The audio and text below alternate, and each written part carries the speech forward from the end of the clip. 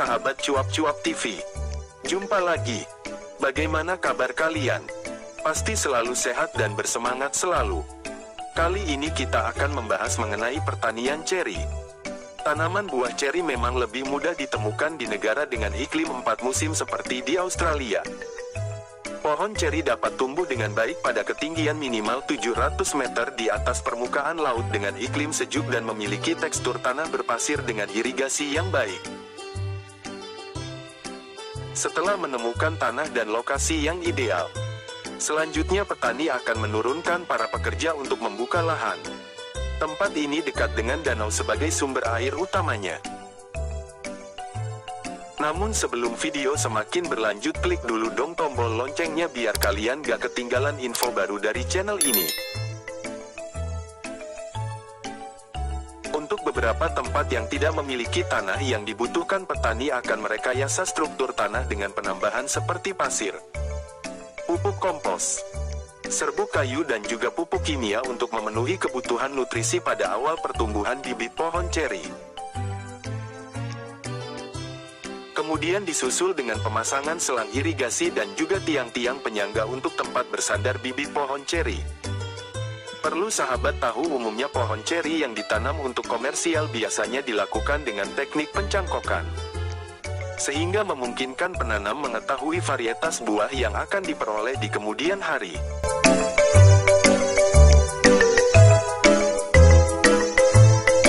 Selain itu, pencangkokan dilakukan karena kebanyakan ceri yang tumbuh dari benih menghasilkan buah yang pahit. Petani besar seperti ini biasanya membeli bibit langsung dari petani pembibit terpercaya dalam partai besar.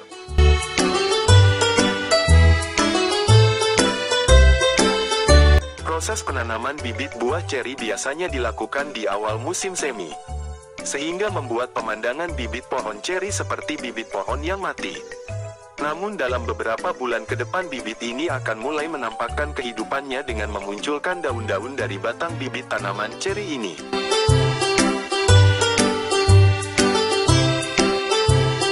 Setelah bibit mengeluarkan daunnya, pekerja dapat melakukan penyulaman untuk beberapa bibit tanaman yang mati. Kemudian untuk mengendalikan tinggi pohon dan juga untuk mendapatkan cabang yang lebih banyak dan untuk menghasilkan bunga di tahun depan, pekerja akan melakukan pemangkasan pada beberapa batang pohon ceri. Pemangkasan umumnya dilakukan oleh profesional untuk menghindari pekerja memotong taji pendek pada pohon yang sebenarnya bagian pohon yang akan menghasilkan buah dan menyebabkan kerugian pada musim panen.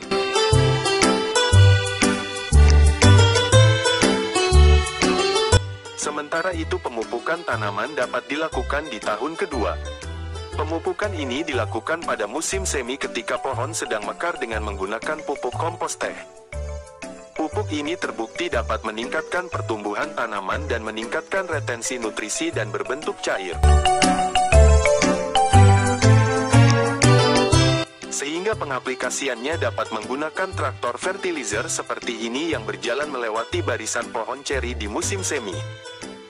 Di tahun kedua, bibit pohon ceri akan mulai menghasilkan banyak bunga yang akan menjadi bakal buah.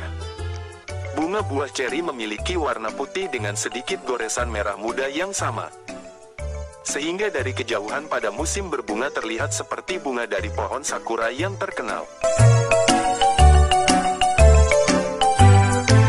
Sebenarnya untuk penyerbukan bunga ceri secara alami dibantu oleh burung dan juga lebah yang akan terbang menghisap madu dari bunga ini. Akan tetapi karena luasnya perkebunan buah ceri ini tidak memungkinkan hanya mengandalkan bantuan dari hewan, karena waktu berbunga yang terbatas. Oleh karena itu, petani menurunkan helikopter untuk terbang rendah di atas perkebunan buah ceri. Hembusan angin yang keluar dari putaran baling-baling akan menerbangkan serbuk sari untuk jatuh pada kepala putik, sehingga terjadi penyerbukan dan membuat bakal buah ceri akan lebih banyak. Pemandangan ini dapat dilihat di musim bunga buah ceri di beberapa pertanian modern buah ceri.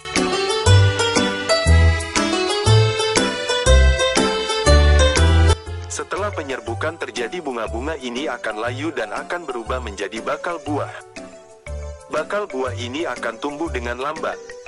Pohon buah ceri dapat menghasilkan buah dan siap dipanen membutuhkan waktu 3 bulan setelah penyerbukan ini terjadi. Setelah buah tua dan mulai matang, tantangan lainnya dari petani buah ceri adalah hama burung yang sering mencuri buah ceri. Sehingga di beberapa pertanian pada saat musim buah akan dipasangi jaring-jaring di atas perkebunan untuk menghindari serangan burung-burung ini.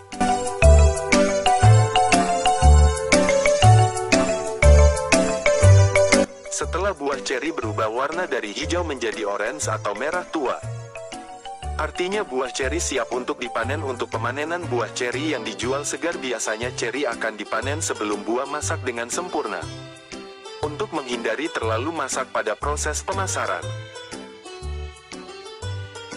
Pemanenan buah ceri dilakukan dengan manual dengan tangan dan melibatkan banyak pekerja.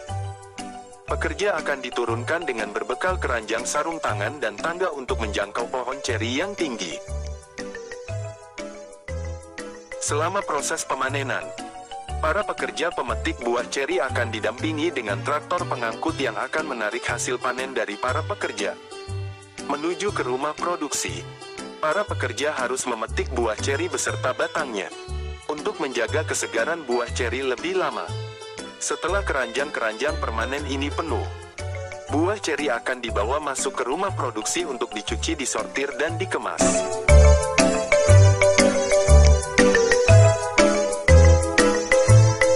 Pertama, buah ceri akan dimasukkan ke bak penampung berisi air.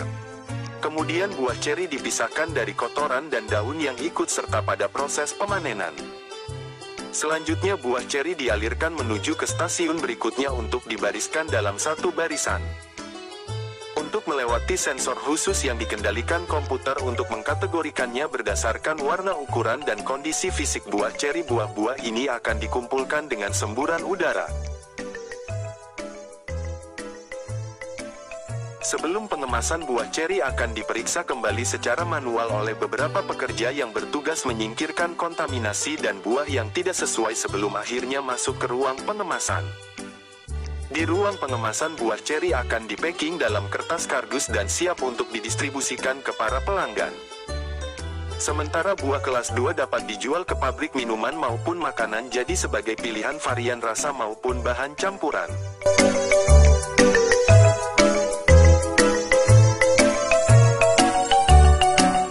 Bagaimana sahabat tertarik mencoba usaha ini? Silahkan share pendapat menarik kalian di kolom komentar ya. Terima kasih sudah menyaksikan channel kami. Mari bangun channel Cuap-Cuap TV dengan cara klik tombol subscribe, like, share, dan aktifkan tombol loncengnya, supaya tetap bisa menjadi yang pertama menyaksikan upload terbaru dari channel ini di video berikutnya. Jangan lupa tonton video lainnya ya sahabat. Terima kasih.